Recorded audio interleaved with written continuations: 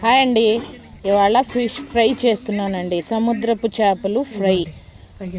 ముందుగా చేపలు శుభ్రంగా కడిగి పక్కన పెట్టుకోవాలండి. దాని తర్వాత నిమ్మరసం వేసి దాంట్లోనే చెక్క ధనియాలు బాగా పట్టించి నిమ్మరసం వేసి బాగా పట్టించి ఆ తర్వాత ఉప్పు కారం పసుపు వేసి ముందుగానే నూరి పెట్టిన మసాలా వేయాలండి.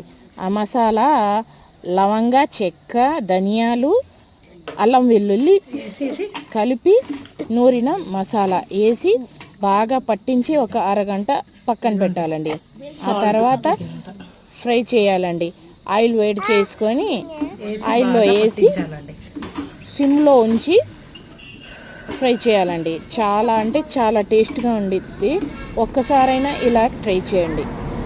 మా అమ్మ చేసినట్టుగా చేశానండి. ఇవాళ చాలా టేస్ట్గా ఉంటాయి.